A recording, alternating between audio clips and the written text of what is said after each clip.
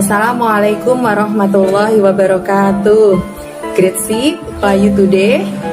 I hope you are fine, happy and healthy today. Alhamdulillah, Miss Yuli fine too. Friend, hari ini Miss Yuli mau mengajak kalian mengenal kisah keteladanan dari para sahabat Nabi yang dikenal dengan nama Khulafaur Rasyidin. Tujuannya supaya kalian bisa meneladani sifat-sifat terpuji mereka dalam kehidupan sehari-hari. Untuk itu, mari sama-sama kita awali pelajaran hari ini dengan membaca basmalah. Bismillahirrohmanirrohim. Selanjutnya, ikuti ya storytelling dari Miss Yuli tentang Khulafaur Rasyidin ini. Kisah Khulafaur Rasyidin. Definisi Khulafaur Rasyidin secara bahasa berasal dari kata khulafa, yakni bentuk jamak dari khalifah yang mempunyai arti pemimpin, dan Rasyidin berarti yang mendapat petunjuk. Jadi secara bahasa, Khulafaur Rasyidin adalah para pemimpin yang mendapat petunjuk. Adapun secara istilah, Khulafaur Rasyidin adalah para pemimpin setelah Rasulullah wafat yang memimpin berdasarkan petunjuk Al-Quran dan Sunnah Rasulullah Shallallahu Alaihi Wasallam. Siapa saja Khulafaur Rasyidin? Yang pertama adalah Abu Bakar. Kemudian yang kedua Umar bin Khattab. Ketiga Utsman bin Affan. Dan keempat Ali bin Abi Thalib. Mari kita sama-sama melihat bagaimana kisah dari khalifah pertama yang bernama Abu Bakar. Abu Bakar ini memimpin dalam periode kekhalifahan mulai tahun 632 Masehi sampai 634 Masehi. Beliau memiliki nama asli Abdullah bin Abu Hu'afa At-Taimi. Abu Bakar merupakan gelar yang diberikan oleh Rasulullah kepada beliau, yang artinya pelopor kebaikan, karena Abu Bakar adalah orang yang duluan memeluk agama Islam di luar dari keluarga Nabi sendiri. Kemudian gelar berikutnya adalah As-Siddiq, artinya benar. Gelar ini diberikan oleh Rasulullah kepadanya karena beliau adalah satu-satunya sahabat yang pertama kali membenarkan adanya peristiwa Isra Mi'raj yang dialami oleh Rasulullah Shallallahu Alaihi Wasallam. Kemudian ada juga julukan Al-Atiq untuk beliau karena Abu Bakar ini memiliki wajah yang tampan. Dan gelar berikutnya adalah Khalifatur Rasul, artinya pemimpin pengganti Rasul.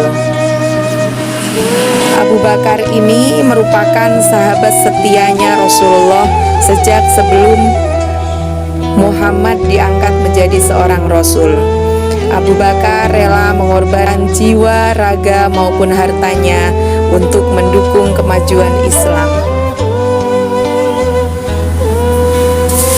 Rasulullah Shallallahu Alaihi Wasallam wafat pada tahun 11 Hijriah. Kemudian selanjutnya, ketika beberapa sahabat berkonsentrasi dalam memakamkan Rasulullah, para sahabat yang lain berunding untuk memilih siapakah sahabat yang akan menjadi pengganti Rasulullah sebagai pemimpin mereka. Lalu mereka bermusyawarah dan akhirnya Abu Bakar dibaiat sebagai khalifah setelah terjadi kesepakatan dalam musyawarah. Ketika Rasulullah masih hidup, Rasulullah sudah beberapa kali memberikan isyarat tentang siapa penggantinya jika beliau berhalangan. Di antaranya, beliau pernah bersabda kepada Bilal bin Rabah, muadzin di Masjid Nabawi, jika waktu sholat jamaah sudah tiba dan saya belum hadir, maka mintalah Abu Bakar untuk menjadi imam. Dan akhirnya memang ketika Abu Bakar sudah hadir lebih dulu daripada Nabi, maka Abu Bakar menjadi imam sholat mereka. Adapun ketika Abu Bakar menjadi seorang khalifah, beliau langsung membentuk struktur pemerintahan yang terdiri dari khalifah, yaitu beliau sendiri Abu Bakar, majelis syuro yang diisi oleh para sahabat senior, ada juga yang berperan sebagai wazir, dalam hal ini adalah Umar bin Khattab, dan bendaharanya Abu Ubadah, sekretarisnya Zaid bin Sabit, serta Abu Bakar ini mengangkat gubernur yang akan memimpin 8 wilayah negara Islam. Di awal kekhalifahan Abu Bakar, terdapat beberapa masalah yang harus diselesaikan. Di antaranya banyak orang murtad, muncul nabi palsu, serta para pembangkang zakat. Untuk itu, langkah-langkah yang diambil oleh Abu Bakar adalah yang pertama kali dilakukan membentuk 11 brigade untuk mengatasi berbagai masalah. Nah, salah satu panglima yang ditunjuk adalah Khalid bin Walid untuk mengatasi problematika awal kekhalifahan Abu Bakar ini. Meskipun para panglima perang kembali dengan membawa hasil maksimal, namun pasukan perang yang hafal Al-Quran semakin banyak yang gugur dalam peperangan yang dilakukannya kemarin, terutama peperangan melawan nabi palsu yang bernama Musailama Al-Kadzab di Yamama. Kemudian Khattab menyampaikan hal ini kepada Khalifah Abu Bakar supaya segera diadakan pengumpulan ayat-ayat Al-Quran yang kebetulan masih terpisah-pisah di berbagai tempat.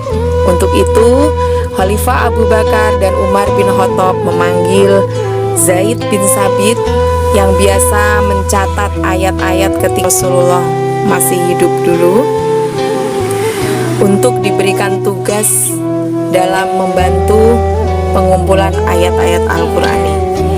Awalnya, Zaid bin Sabit menolak melakukan tugas berat ini, namun mengingat untuk kepentingan umat Islam selanjutnya, maka akhirnya Zaid bin Sabit menerima tugas ini, langsung mulai mengumpulkan ayat-ayat Al-Qur'an yang terpisah-pisah, ada yang di dedaunan, ada yang di batu, ada yang di tulang, maupun di pelepah pohon dan sebagainya.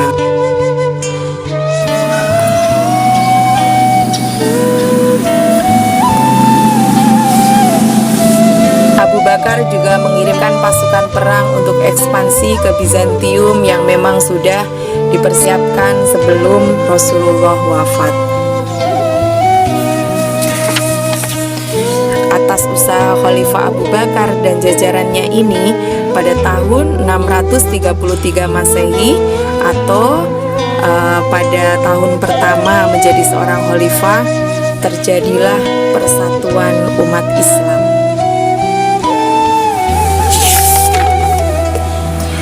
Pada tahun kedua menjadi seorang khalifah, Bakar menderita sakit demam kurang lebih 15 hari. Beliau kemudian memanggil beberapa sahabat untuk merundingkan calon penggantinya dan meminta Utsman bin Affan menuliskannya sebagai wasiat serta membubuhkan stempel, dan selanjutnya membawa tulisan tulisan tersebut keluar dan membacakan di depan masyarakat banyak. Ketika itu Abu Bakar pun memanggil putrinya, yakni Sayyidina Aisyah, untuk menanyakan, "Wahai putriku Aisyah, pada hari apa Rasulullah wafat?" "Pada hari Senin, Ayah," jawab Sayyidina Aisyah. Kemudian Abu Bakar berkata, "Semoga aku meninggal di hari yang sama, hari ini, hari Senin, atau mungkin sampai malam harinya." Dan ternyata pada Senin malam Abu Bakar pun wafat dengan tenang.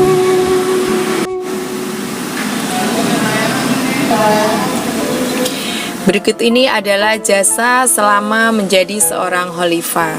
Yang pertama, melakukan perbaikan sosial masyarakat dengan yang berbentuk memerangi kaum yang murtad, kemudian mengatasi orang yang tidak mau membayar zakat, dan yang kedua, memberantas nabi-nabi palsu. Ketiga, pengumpulan ayat-ayat Al-Quran. Keempat, melakukan perluasan wilayah Islam. Sifat keteladanan yang harus kita ikuti dari Abu Bakar radhiyallahu an diantaranya. Yang pertama, beliau adalah seorang yang dermawan. Kemudian yang kedua, beliau memiliki perilaku rendah hati. Dan yang ketiga, suka bermusyawarah dalam mengambil keputusan. Ini adalah salah satu bukti bahwa beliau itu adalah seorang dermawan, yakni beliau menggunakan hartanya untuk memerdekakan budak-budak yang beriman kepada Allah. Salah satu budak yang dimerdekakan bernama Bilal bin Rabah. Kemudian Abu Bakar ini pernah menyumbangkan sebanyak 40.000 dinar untuk bekal sebelum pasukan umat Islam berangkat menuju ke medan perang.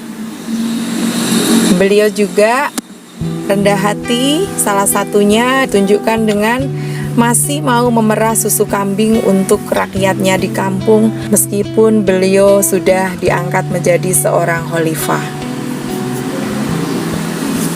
Beliau ini selama menjadi seorang khalifah suka sekali bermusyawarah. Setiap keputusan yang akan diambil selalu beliau musyawarahkan dengan para jajarannya, yakni para sahabat Nabi yang senior.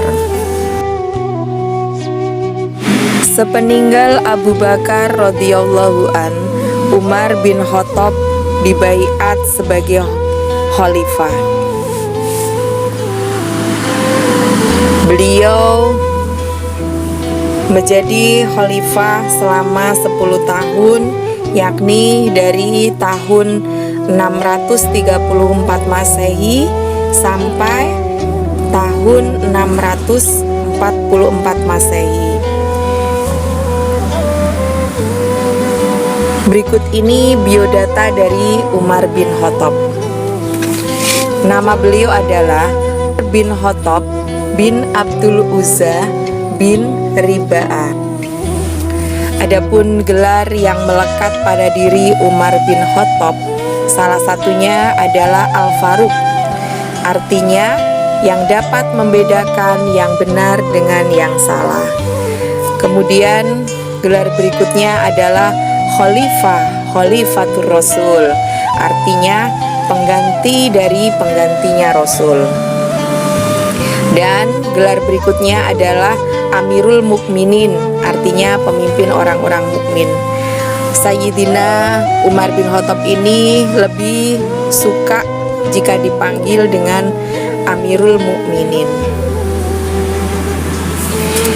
Umar bin Khattab ini masuk Islam pada tahun ke-6 kerasulan Nabi Muhammad Sallallahu Alaihi Wasallam. Umar bin Khattab adalah putra dari Khattab bin Nufail, yakni berasal dari keluarga elit dari suku Adi di Arab Saudi. Umar bin Khattab ini sebelum masuk Islam merupakan seorang orator yang ulung, seorang pegulat yang tangguh, dan selalu diminta menjadi wakil sukunya bila menghadapi konflik dengan suku Arab lainnya, dan terkenal pemberani dalam menentang Islam.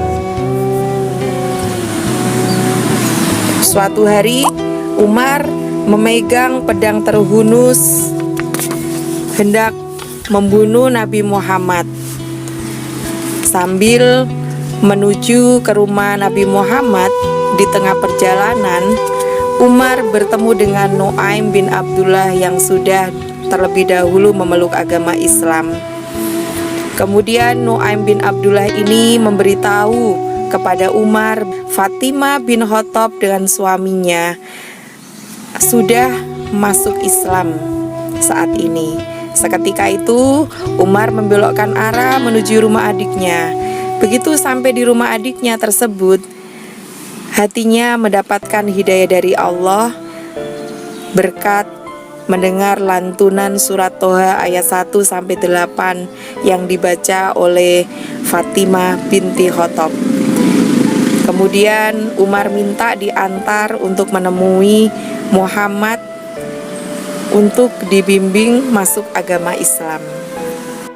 Masuknya Islam Umar bin Khattab ini merupakan jawaban dari Allah atas doanya Rasulullah pada 2 hari sebelumnya. Ketika itu Rasulullah berdoa, "Ya Allah, kuatkanlah Islam dengan masuknya salah satu dari 2 Umar, Umar bin Khattab atau Amr bin Hisam."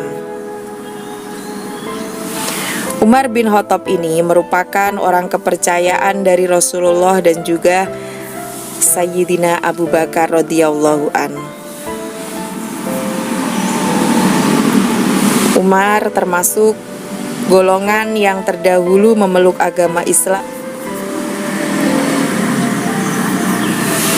Setelah dibaiat menjadi seorang khalifah, Umar bin Khattab menyusun struktur pemerintahannya lebih lengkap dari sebelumnya, yakni meliputi jabatan khalifah dirinya sendiri, yakni Umar bin Khattab, dan menunjuk beberapa kodok atau lembaga peradilan dengan hakim-hakim independen di setiap provinsi, membentuk majelis syuro yang petugasnya adalah para sahabat senior, serta ada sekretaris negara yang dijabat oleh Utsman bin Affan.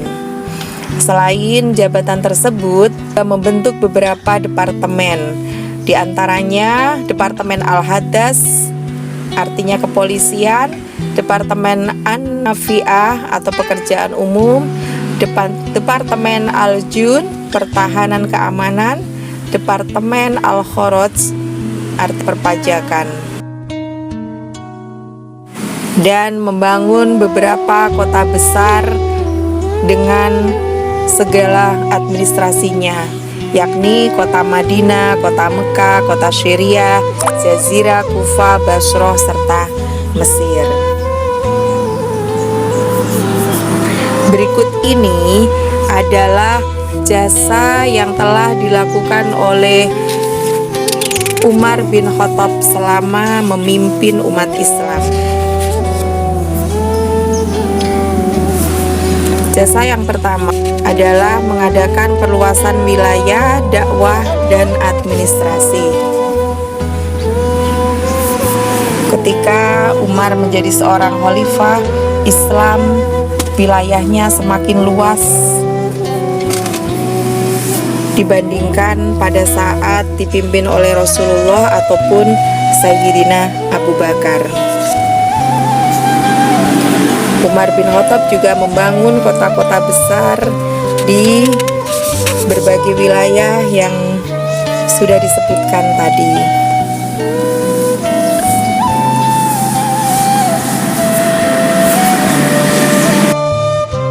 Umar bin Khattab juga menetapkan kalender Hijriah.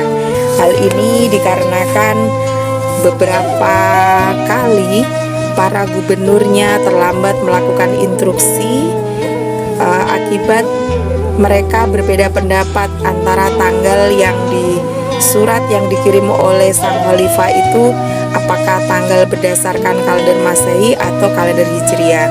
Maka ketika itu dirasa diperlukan untuk penetapan kalender Hijriah.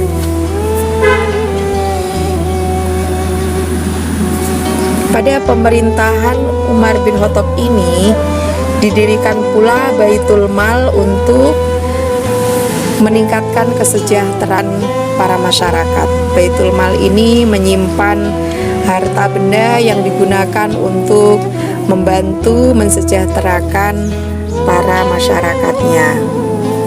Kemudian pada pemerintahan Umar ini juga dilakukan mencetak mata uang untuk digunakan dalam transaksi jual beli, pembayaran gaji dan lain sebagainya.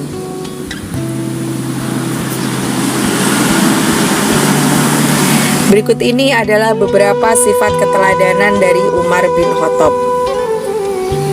Yang pertama, Umar bin Khattab ini adalah seorang yang adil.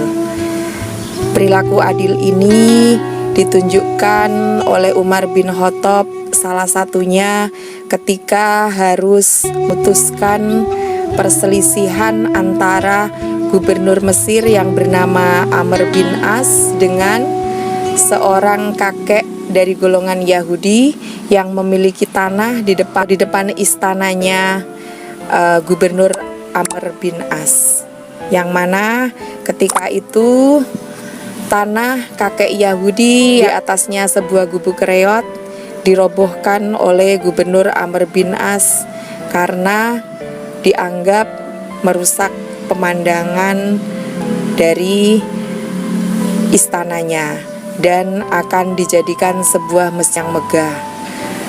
Nah, di situ ditunjukkan bahwa Khalifah Umar bin Khattab ini sangat adil dan memutuskannya, karena Khalifah Umar bin Khattab ini membela haknya kakek Yahudi yang tidak mau menjual tanahnya tersebut kepada Amr bin As dan memperingatkan gubernurnya jangan berbuat semena-mena terhadap rakyat. Nah, karena kebijaksanaan dan keadilan yang ditegakkan, yang ditetapkan oleh Umar bin Khattab ini, akhirnya kakek Yahudi tersebut justru menyerahkan tanahnya dengan tanpa meminta imbalan apapun kepada Islam, dan beliau ingin dibimbing untuk menjadi seorang muslim. Kemudian yang kedua, sifat keteladanan yang selalu ditunjukkan oleh Khalifah Umar bin Khattab adalah memiliki sifat tegas. Sifat tegas ini beliau tegakkan kepada siapapun apabila melakukan suatu pelanggaran, termasuk ketika itu putranya sendiri yang melakukan kesalahan.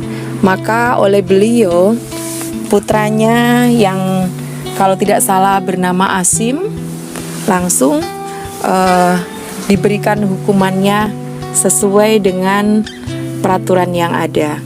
Jadi walaupun anaknya sendiri yang melakukan kesalahan, ketika harus dihukum maka minta petugas menghukumnya. Kemudian sifat keteladanan berikutnya, beliau ini memiliki sifat bertanggung jawab. Dalam bertanggung jawab ini salah satunya ditunjukkan oleh Umar ketika melakukan sidak malam dan ternyata di sana menemui ada warga, seorang janda dengan beberapa anak yang ternyata anaknya pada menangis hingga tertidur karena menahan lapar, dan ibunya sepertinya sedang memasak sesuatu dan ternyata yang dimasak adalah batu. Nah, ketika itu Umar bin Khattab merasa bertanggung jawab atas kelaparan mereka. Lalu Umar bin Khattab segera menuju gedung Baitul Mal untuk mengambilkan beberapa karung gandum agar bisa dimasak oleh keluarga tersebut. Dan Umar bin Khattab karena merasa ini adalah tanggung jawabnya, kesalahannya sampai ada rakyat yang kelaparan, maka gandum tersebut dipanggulnya sendiri dan tidak boleh dibawa oleh pengawalnya. Perilaku keteladanan Umar bin Khattab yang lainnya adalah perilaku sederhana. Dalam perilaku sederhana ini, kita bisa memberikan bukti. Mungkin teman-teman ada yang pernah mendengar kisah penggali parit dan Raja Persia. Di situ cerita begini teman-teman. Ketika itu Raja Persia dan pengawal hendak berkunjung ke istananya Khalifah dari negara Islam di Madinah. Tibalah mereka di Madinah dan mereka bertanya kepada warga, di manakah istananya? Ternyata warga menjawab, tidak ada istana, yang ada hanya rumah dari Khalifah. Dan warga yang ditemui oleh Raja Persia ketika itu adalah seseorang yang sedang membersihkan parit di dekat rumahnya. Lalu si penggali parit itu menunjukkan di mana rumahnya seorang khalifah. Ternyata rumah seorang khalifah itu juga bukan di pinggir jalan raya, tapi agak masuk di dalam suatu gang. Dan ternyata ketika si Raja Persia tiba di rumah tersebut, rumah yang sederhana, sudah disambut, dilayani oleh beberapa pelayan selayaknya penyambutan seorang tamatan. Yang keluar sebagai khalifah ternyata adalah orang yang tadi ditemuinya dan sebagai penggali parit di luar. Luar biasa, seorang khalifah mau mengerjakan yang seharusnya bisa dikerjakan oleh para pelayannya. Nah, ketika itu akhirnya Raja Persia sangat mengagumi keagungan akhlaknya khalifahnya umat Islam. Lalu beliau menyatakan bersedia masuk Islam tanpa harus ada peperangan terlebih dahulu seperti penaklukan wilayah-wilayah lainnya.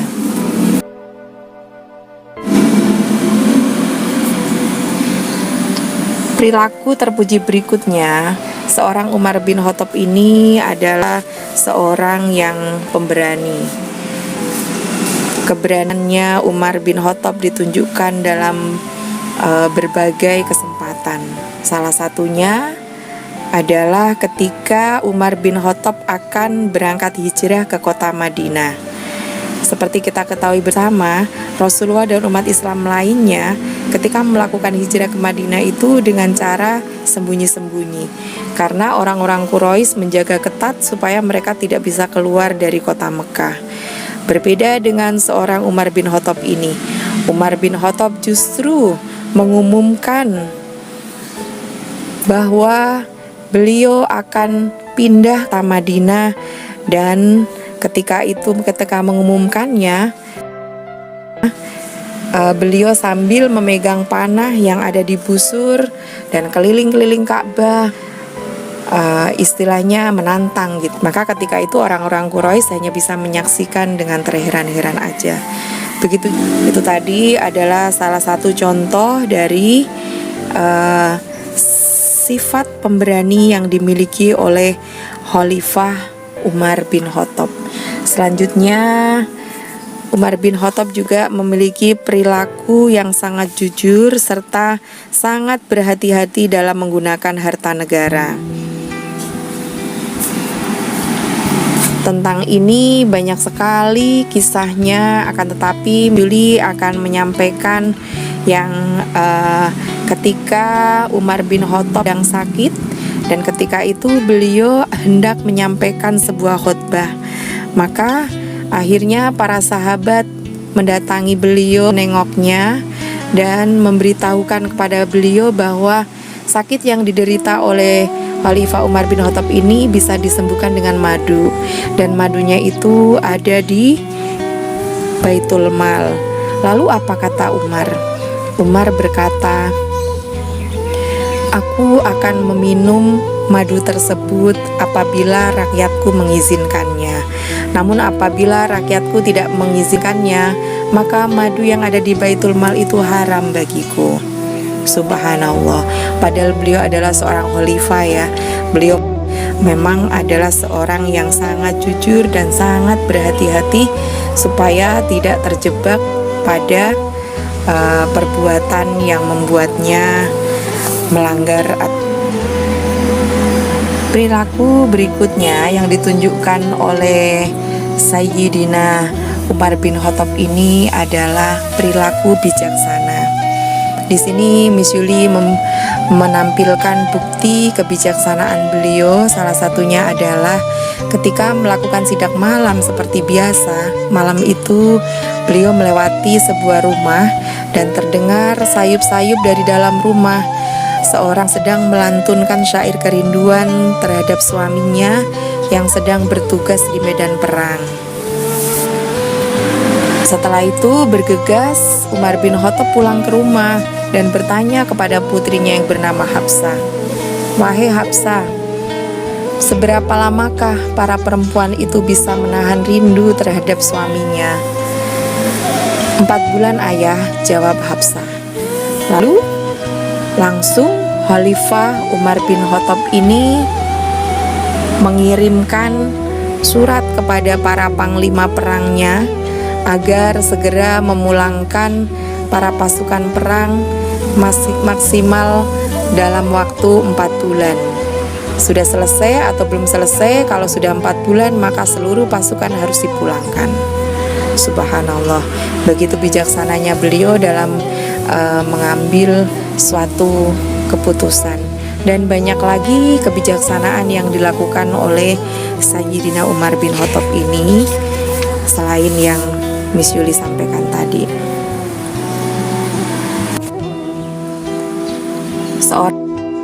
Seorang Umar bin Khattab ini juga memiliki perilaku seperti yang dicontohkan oleh khalifah sebelumnya Abu Bakar, yakni beliau suka bermusyawarah sebelum memutuskan segala sesuatu. Beliau selalu melakukan musyawarah bersama para sahabat Nabi yang lainnya.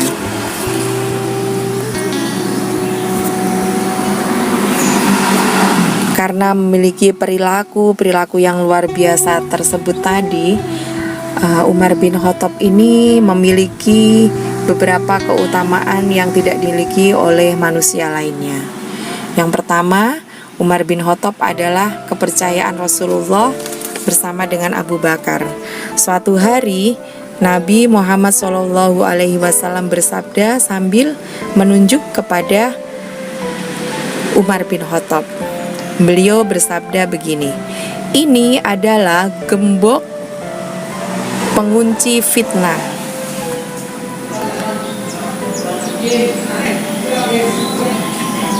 Ia akan menjadi gembok yang mencegah fitnah perpecahan di antara kalian selama ia masih hidup di tengah-tengah kalian."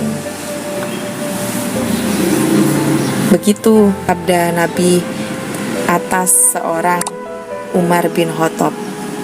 Bahkan keutamaan lainnya adalah setan itu takut kepada yang namanya sosok Umar bin Khattab.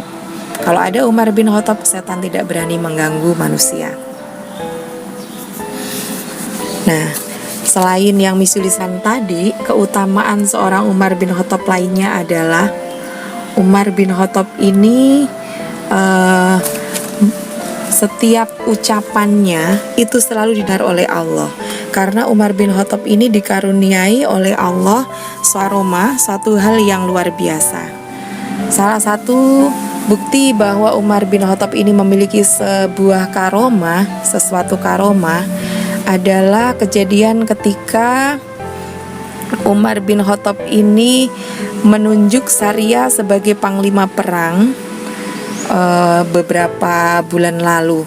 Nah, tiba-tiba pada hari itu ketika Sariyah masih di medan perang bersama pasukannya dan Umar bin Khattab sedang khotbah, maka tiba-tiba Umar bin Khattab ini berkata, "Hai Sariyah, ke gunung, ke gunung, ke gunung, ke gunung." Seperti itu. Umar bin Khattab berkata, hingga orang-orang yang mendengarkan khutbah mereka kebingungan, bertanya, kok tiba-tiba Sayyidina Umar bin Khattab bicara, hei Sariyah, ke gunung, ke gunung, ke gunung. Nah, tapi ternyata beberapa hari kemudian datanglah seorang utusan dari Sariyah membawa surat dari Sariyah. Dalam surat tersebut Sariyah mengatakan bahwa ketika pasukannya sudah terdesak oleh lawan, ketika itu posisi Sariyah dan pasukan ada di lereng Gunung Nahawan. Sariyah mendengar suara Sayyidina Umar bin Khattab meminta Sariyah dan pasukannya menuju ke gunung. Lalu Sariyah mengikuti instruksi dari suara tersebut. Sariyah membawa pasukannya untuk mereka minggir ke arah gunung. Dan ternyata setelah Sariyah dan pasukannya berada di pinggir gunung itu, akhirnya peperangan antara Sariyah dengan musuhnya itu dimenangkan oleh Sariyah, yakni dimenangkan oleh umat Islam.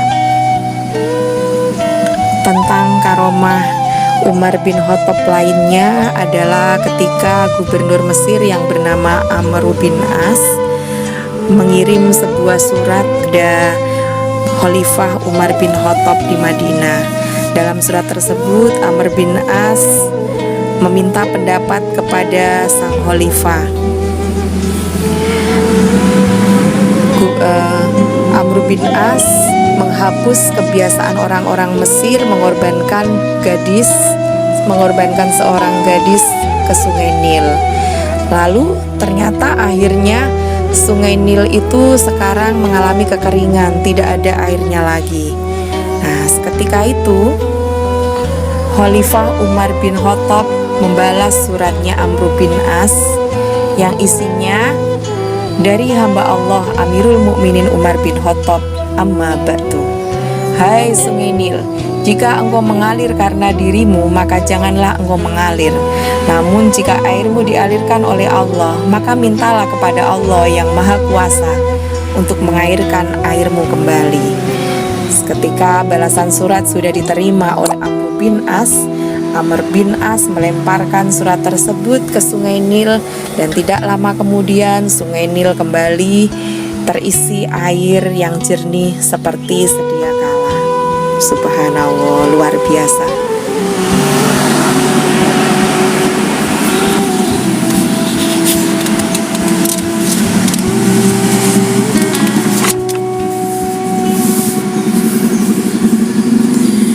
Pada tahun 23 Hijriah, Umar bin Khattab dan 12 sahabat lainnya ditusuk oleh seorang majusi yang bernama Abu Lu'lu'ah. Abu Lu'lu'ah ini rupanya memiliki dendam pribadi kepada Umar bin Khattab dan sahabat lainnya. Dan ketika Abu Lu'lu'ah itu ditangkap dan ditanya kenapa melakukan hal tersebut, ternyata salah satu penyebab Abu Lu'lu'ah ini menusuk Umar bin Khattab dan sahabat lainnya itu adalah karena Abu Lu'lu'ah merasa iri dengan keberhasilan yang dilakukan oleh Umar bin Khattab selama memimpin negara Islam. Lalu ketika Umar bin Khattab sakit akibat ditusuk tersebut, Umar bin Khattab pun masih memikirkan kepentingan negara. Beliau memanggil para sahabat dan menyampaikan usulan berupa beberapa nama sebagai kandidat penggantinya.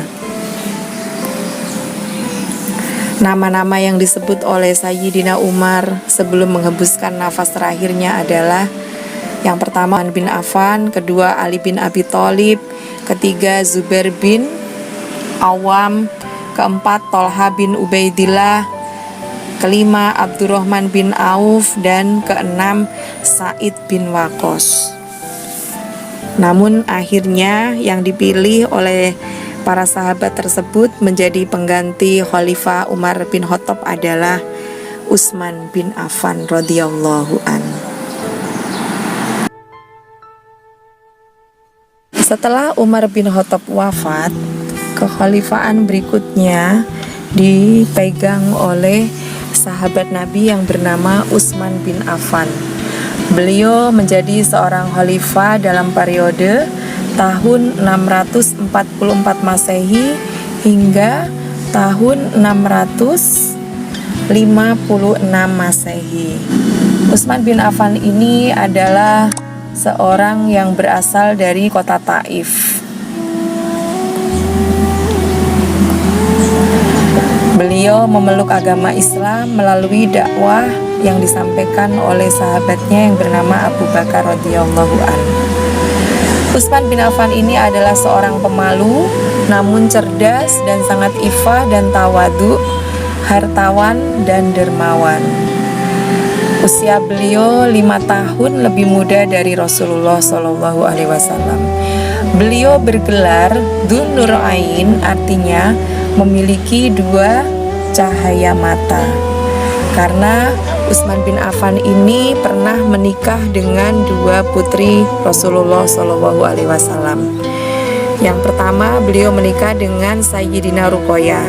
Namun setelah perang Badar, Sayyidina Ruqayyah ini wafat. Lalu kemudian Utsman bin Affan ini menikahi putri Rasul yang lain yang bernama Ummu Kulsum. Selama memimpin sebagai khalifah di negara Islam, Utsman bin Affan ini telah berhasil meluaskan wilayah dakwah Islam ke berbagai penjuru. Beliau juga berhasil mengganti para gubernur yang ingin memisahkan diri setelah wafatnya Khalifah Umar. Beliau menyatukan umat dalam satu penulisan mushaf yang tadinya nyaris terjadi perpecahan umat karena perbedaan dalam cara membaca Al-Quran. Utsman bin Affan ini juga berhasil membangun militer angkatan laut. Dan Utsman bin Affan juga telah mendirikan masjid-masjid serta memperluas Masjid Nabawi hingga 160 kali 150 hasta dengan tiang pualam, dinding batu berukir, bertahta perak, serta beratap yang melengkung. Utsman bin Affan melakukan peperangan model baru, yakni perang dalam menaklukkan wilayah non-muslim dengan cara tanpa mengerahkan pasukannya, yakni beliau mendatangi kepala negara mereka dan melakukan diplomasi di sana. Dan ternyata beberapa wilayah berhasil Utsman bin Affan taklukkan tanpa harus terjadi peperangan. Ini adalah gambar perbedaan wilayah Islam pada masa sebelum Utsman dan setelah Utsman bin Affan. Sudah semakin bertambah banyak ya teman-teman kalau dari video ini. Nah, kemudian beberapa sifat keteladanan Utsman bin Affan yang perlu kita teladani adalah yang pertama, kesederhanaan. Meskipun beliau seorang yang kaya raya, namun beliau itu selalu menegakkan kesederhanaan seperti yang dicontohkan oleh senior-seniornya, yang dicontohkan oleh Abu Bakar maupun Umar bin Khattab. Kemudian sifat keteladanan yang kedua adalah beliau memiliki kepandaian dalam berdiplomasi, sehingga beliau mampu menaklukkan beberapa wilayah untuk masuk agama Islam tanpa harus mengadakan peperangan. Dan berikutnya, sifat keteladanan beliau yang luar biasa adalah beliau adalah sosok yang dermawan. Utsman bin Affan ini pernah menyumbangkan hartanya pada perang Zato dan perang Ghatafan sebanyak 950 unta dan 70 kuda serta 100 dirham uang. Beliau juga pernah membeli sumur Raumah milik suku Ghifar untuk diberikan kepada kaum muslimin dengan harga 35.000 dirham, yakni setara dengan 11 miliar jika sekarang.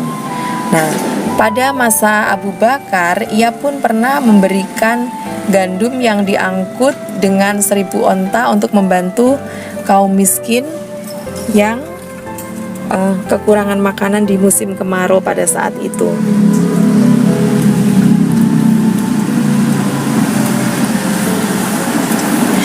Khalifah Utsman bin Affan difitnah melakukan politik nepotisme hingga menimbulkan pemberontakan dan membuat nyawa sang khalifah terenggut tragis. Dan hal ini merupakan awal perpecahan di kalangan umat Islam.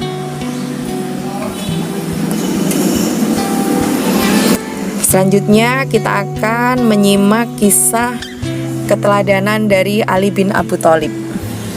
Ali bin Abi Thalib menjadi khalifah pengganti dari Utsman bin Affan, yakni pada periode 656 hingga 661 Masehi. Ali bin Abi Thalib ini lahir 10 tahun sebelum Muhammad SAW diangkat menjadi seorang rasul. Gelar yang diberikan oleh Rasulullah kepada Ali bin Abi Thalib yang pertama adalah Karomawahu wajhah. Gelar ini diberikan karena seorang Ali bin Abi Thalib ini sangat menjaga pandangannya, tidak pernah melihat aurat diri sendiri maupun auratnya orang lain. Ali bin Abi Thalib ini juga mendapat gelar Babul Ilmi sebagaimana dalam hadis Nabi, Ana Madinatul Ilmi wa Ali bin Abi Thalib babuha. Saya adalah kotanya ilmu dan Ali bin Abi Thalib adalah gerbangnya ilmu. Gelar berikutnya adalah Abul Hasan karena beliau adalah ayah dari seorang putra yang bernama Hasan. Selain itu, Ali bin Abi Thalib pernah juga dipanggil dengan Abu Turab karena suatu hari Ali bin Abi Thalib ini tidur di luar ruangan dan di badannya penuh dengan debu.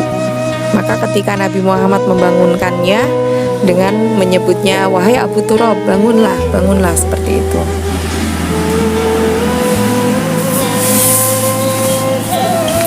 Kedekatan antara Ali bin Abi Thalib dengan Rasulullah adalah selain sebagai sepupunya, Ali bin Abi Thalib ini juga menantu beliau karena menikah dengan putrinya yang bernama Fatimah. Ali bin Abi Thalib ini menjadi khalifah atas usulan para sahabat utama Madinah. Adapun beberapa masalah awal kekhalifahan Ali bin Abi Thalib, yang pertama adanya pemberontakan dari kaum Muawiyah. Kaum Muawiyah ini tidak setuju, tidak mengakui Ali sebagai khalifah sebelum dituntaskannya kasus pembunuhan terhadap Utsman bin Affan. Kebijakan tentang usulan dari kaum Muawiyah tersebut bagi Ali bin Abi Thalib sangatlah sulit dilakukan, karena jika dilakukan akan beresiko pertumpahan darah sesama muslim. Lalu ketika itu Ali bin Abi Thalib memutuskan memindahkan ibu kota negara dari Madinah ke kota Kufah di Irak, karena di Madinah sudah tidak kondusif suasananya. Nah, keputusan-keputusan yang diambil oleh Khalifah Ali bin Abi Thalib ini rupanya sudah membuat kecewa para pemuka Madinah yang dipimpin oleh Thalha bin Ubaidillah, Zubair bin Awam, serta Ummu Aisyah. Ali bin Abi Thalib inginnya mengajak kaum muslimin saling memaafkan satu sama lain. Akan tetapi dari pihak kubu Aisyah menginginkan Khalifah Ali menindak tegas para pemberontak. Nah, di tahun yang sama, yakni tahun 656 Masehi, telah terjadi pertemuan antara pihak Ali dengan kubu Aisyah, dan mereka, para pemimpin itu sepakat untuk damai. Adapun ketika para pemimpin berdamai, rupanya di kalangan masyarakat bawah terjadi provokasi di berbagai kubu, sehingga pada masa pemerintahan Ali bin Abi Thalib ini terjadi beberapa perang antar sesama muslim. Yang pertama terjadi perang Jamal. Perang Jamal ini antara kubu Ali dengan pemuka Madinah, yaitu kubunya Ummu Aisyah. Meskipun kita ketahui bersama para pemimpinnya sudah berdamai, namun ternyata di kalangan masyarakat bawah terdapat banyak provokasi sehingga tercetuslah peperangan itu dan terlanjur semua bertempur antara sesama muslim. Nah, setelah perang Jamal muncul lagi peperangan berikutnya yang dikenal dengan Perang Siffin. Perang Siffin ini terjadi pada tahun 658 Masehi, yakni 2 tahun kemudian setelah Perang Jamal. Perang Siffin ini antara kubu Ali dengan kubu Muawiyah. Nah, ketika itu muncullah Amr bin As menjadi penengah dan minta agar semua umat Islam melakukan gencatan senjata dan menghentikan perpecahan, pertikaian. Nah, ketika semua sudah melakukan gencatan senjata, ternyata muncul lagi suatu kaum yang bernama kaum Khawarij, yakni kaum yang keluar dari kesepakatan dan melakukan pemberontakan terhadap kekhalifahan Ali. Nah, di tangan kaum Khawarij ini Ali bin Abi Thalib akhirnya wafat karena telah dipenggal dengan pedang dari salah satu tokoh Khawarij ini. Meskipun tokoh Khawarij ini adalah ternyata seorang yang taat, seorang muslim yang taat dan penghafal Al-Quran, namun karena orang tersebut mempelajari tafsir yang kurang tepat, maka terlanjur terjadilah pembunuhan terhadap Ali bin Abi Thalib ini. Dan selanjutnya yang menjabat sebagai khalifah adalah putra dari Ali yang bernama Hasan bin Ali. Namun Hasan bin Ali ini tidak memimpin lama-lama. Beliau hanya menjabat sebagai khalifah selama 6 bulan. Setelah kondisi wilayah-wilayah Islam semakin kondusif, semakin tertib, Hasan bin Ali menyerahkan jabatan kekhalifaannya kepada Muawiyah.